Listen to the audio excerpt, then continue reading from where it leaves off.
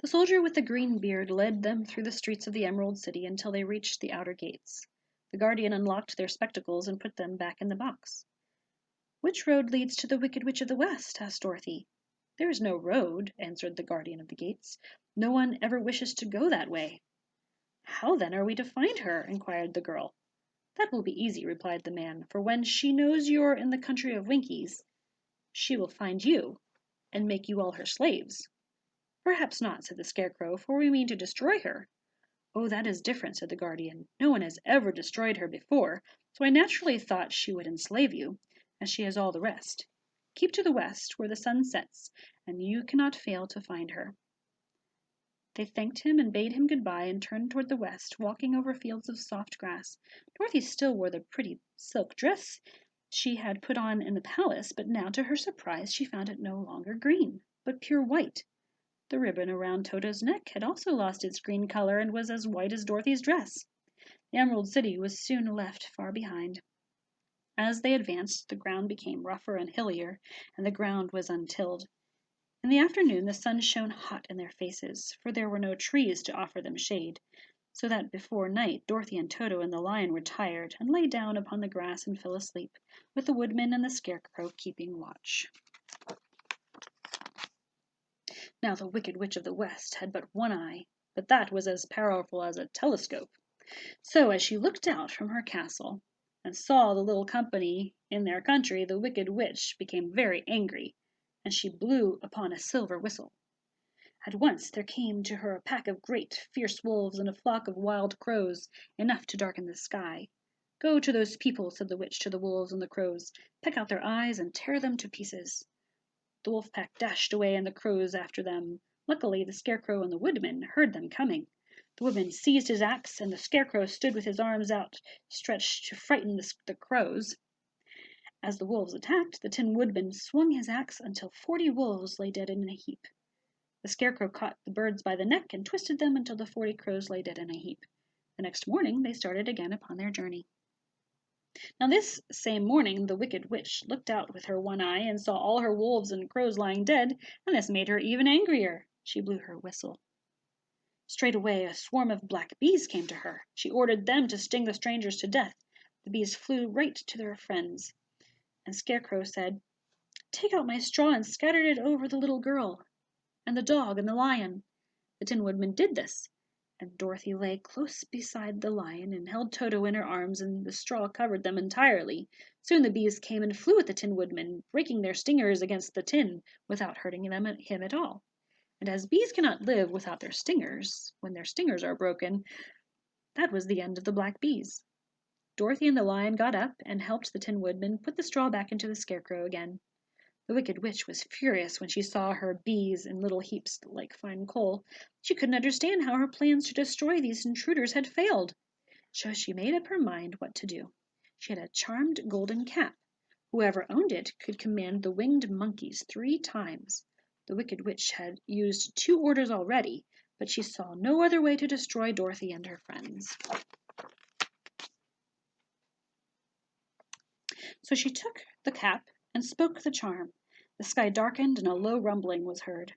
There was a rushing of many wings, a great chattering and laughing, and the witch was surrounded by a crowd of winged monkeys. The biggest one flew close to the witch and warned her this was her last summons. "What is your third and last command?" "Go to the strangers and kill all but the lion. He is fit to work." They obeyed. The monkeys flew the Woodman high into the air and dropped him on sharp rocks. Some unstuffed the Scarecrow and put his clothes in a high tree. The leader flew to Dorothy, but saw the kiss of the good witch and knew he dared not harm her. So the monkeys carried the lion, Dorothy, and Toto to the castle of the Wicked Witch. The leader of the winged monkeys explained to the Wicked Witch, "We dare not harm the child, nor the dog. Your power over our band is now ended." Then the winged monkeys flew away. The Wicked Witch was worried about the mark on Dorothy's forehead, for she knew it protected her from evil, and when she looked down and saw the silver shoes, she trembled with fear. But she saw in Dorothy's eyes that the child didn't know of the power the silver shoes gave her, nor the protection of the good witch's kiss. So the wicked witch said to Dorothy harshly, "Come with me, and see that you mind everything I tell you, for if you don't, I'll make an end of you, as I did of the Tin Woodman and the Scarecrow." Dorothy followed her through the castle to the kitchen, where the witch bade her clean the kettles and sweep the floor and keep the fire fed with wood. Dorothy went to work meekly, and the witch went into the courtyard and tried to harness the Cowardly Lion like a horse, but the lion gave a loud roar and bounded at her fiercely. After that she took no food to the imprisoned lion. Every day she came to the yard at noon and asked if the lion was ready to be harnessed like a horse, and the lion answered no. The lion didn't have to do as the witch wished, because every night Dorothy brought him food after the witch went to sleep. Then he and Dorothy tried to plan their escape, but they could find no way out of the castle. Now the wicked witch longed to steal the silver shoes Dorothy wore, for they were very powerful, but the child only took them off at night when she took her bath. The witch was too afraid of the dark to go into Dorothy's room at night, and her dread of water was greater than her fear of the dark, so she never touched water. One day the witch played a trick on Dorothy. She placed an iron bar, which she made invisible by magic, in the middle of the kitchen floor. Poor Dorothy stumbled over it and fell, and one of the silver shoes came off, and the witch snatched it up and put it on her own skinny foot. The wicked woman was greatly pleased, for one of the shoes gave her half the power of the charm, and Dorothy could not use it against her even if she had known how to do so. The little girl grew angry when she saw she had lost one of her pretty shoes, and said to the witch, "Give me back my shoe." "I won't," retorted the witch, laughing, "for it is now my shoe, not yours, and some day I shall get the other from you, too." This made Dorothy so very angry that she picked up a bucket of water and dashed it over the witch, wetting her from head to foot. The wicked creature shrieked, and then she began to shrink. "See what you've done!" she screamed. "I'm going to melt away." "I'm very sorry indeed," said Dorothy. She was truly frightened to see the witch actually melting away before her eyes. "I never thought a little girl like you would ever be able to melt me and end my wicked deeds. Look out! Here I go!" With these words the wicked witch fell down in a melted, shapeless mass and began to spread over the kitchen floor. Seeing that she had really melted away to nothing, Dorothy drew another bucket of water and threw it over the mess.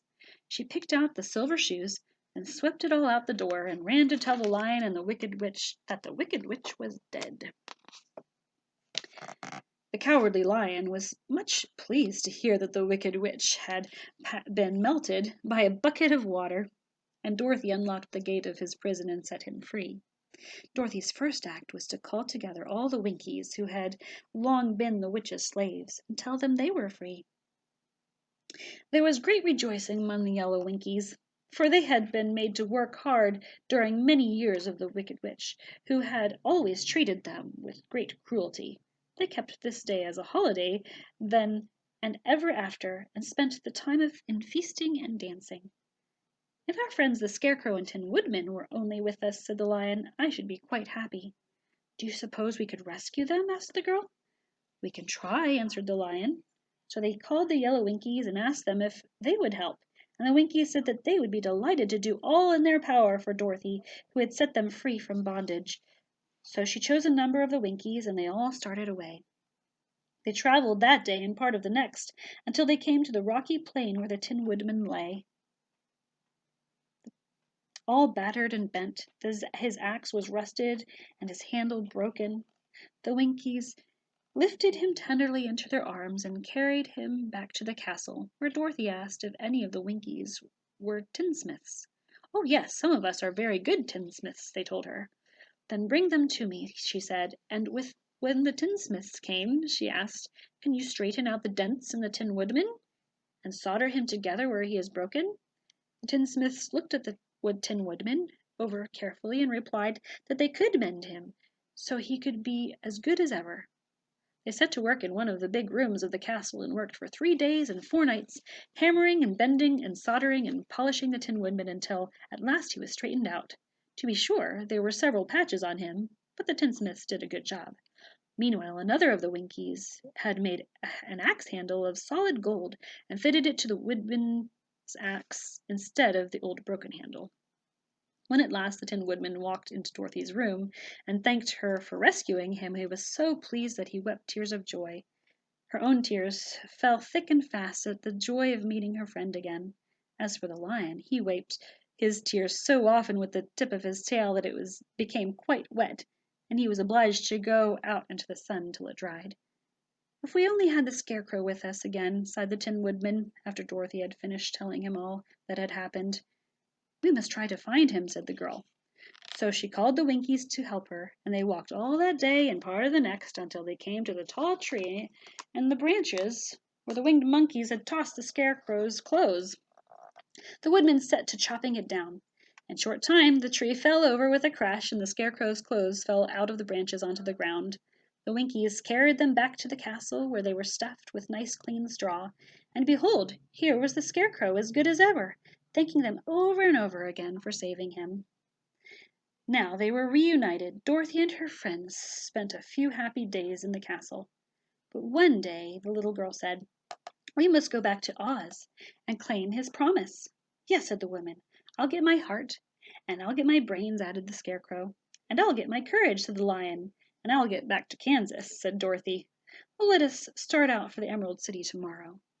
The next day they bade the Winkies good-bye. The Winkies were sorry to have them go, and they had grown so fond of the Tin Woodman that they begged him to stay and rule over them. But finding they were determined to go, the Winkies gave Toto and the Lion each a golden collar, and to Dorothy they gave a beautiful bracelet, and to the Scarecrow they gave a gold-headed walking stick to keep him from stumbling, and to the Tin Woodman they gave a silver oil can, inlaid with gold and set with precious jewels. Dorothy went to the witch's cupboard to fill her basket with food for the journey, and there she saw the golden cap. She tried it on her own head and found it fitted her perfectly. She knew nothing about the charm of the golden cap, but she saw that it was pretty, and she made up her mind to wear it and carry her sunbonnet. Then they started for the Emerald City. The travelers knew they must go straight east toward the rising sun. But at noon, when the sun over their heads, they realized they were lost in the great barren fields. One by one they lost heart. Even Dorothy. She sat down on the grass and looked at her companions, and they sat down and looked at her. And Toto panted and looked at Dorothy, as if to ask what they should do next. "Suppose we call the field mice," she suggested. "They'll tell us the way to Oz." So they called out, and in a few minutes the Queen and her subjects came running. The Queen of the Mice asked how she could help them. "Can you tell us where the Emerald City is?" she asked. "Certainly," answered the Queen, "but it is a great way off." "Why don't you use the charm of the golden cap you wear to call the winged monkeys to help you? They will carry you there in no time." "I didn't know there was a charm," answered Dorothy in surprise. "It is written inside the cap," replied the Queen. "Don't be afraid. They must obey the wearer of the cap. Goodbye." And she scampered out of sight with all the mice scurrying after her.